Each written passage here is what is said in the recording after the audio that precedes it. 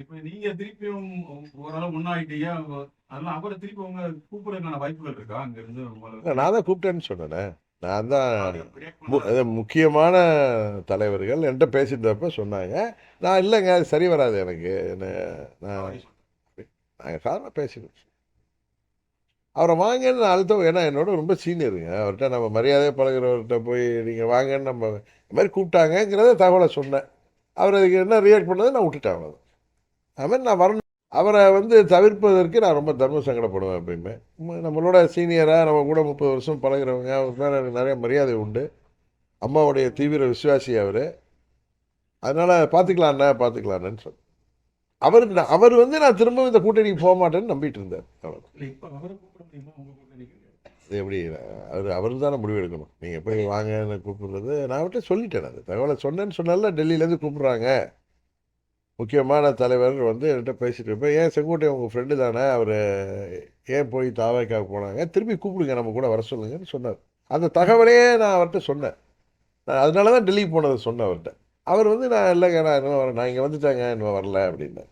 அதிமுகவுடைய அந்த உச்சபட்ச தலைவரா இருந்த வைத்திலிங்கமா இருக்கட்டும், மத்தவங்களா இருக்கட்டும், எல்லாருமே வந்து திமுகவுக்கு போறாங்க. அதிகமா திமுகவுக்கு போயிட்டாங்க. வருத்தளிக்குதுங்க. எனக்கு எனக்கு தனிப்பட்ட முறையில் எல்லாம் எனக்கு நிறைய நண்பர்கள்.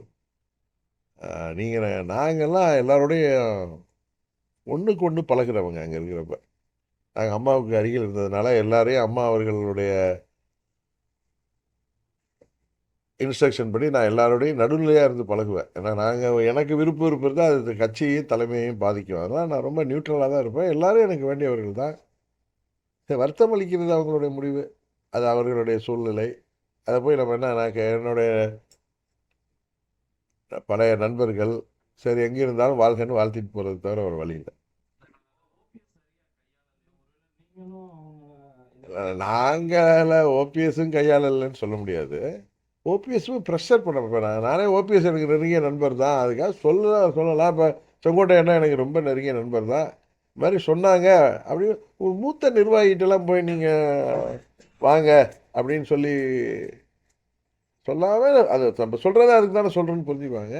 வைத்திலிங்கெல்லாம் என்கிட்ட ரொம்ப தொடர்பில் தான் இருப்பார். நான் வந்து இந்த கூட்டணிக்கு போக மாட்டேன்னு நினச்சாரு. நான் போக மாட்டேன். யாருக்கு? இல்லை அவர் நான் போக மாட்டேன்னு நம்பினார் அவர். பட் என்னால் திமுகவோடலாம் போக முடியாது. ப்ளீஸ் தப்பாக எடுக்காதீங்க. நேற்று கூட அழைப்பு கொடுத்தேன் உங்கள் மூலம் வந்து அதிகாரப்பூர்வமாக நான் அழைப்பீங்களான்னு. நான் நட்பு ரீதியாக தாங்க எதையும் செய்ய முடியும். எனக்கு அந்த அதிகாரம் யார்கிட்டையும் நட்பு ரீதியாக தான் பழங்க. என்னோட நட்பு தான் ஃபஸ்ட்டு.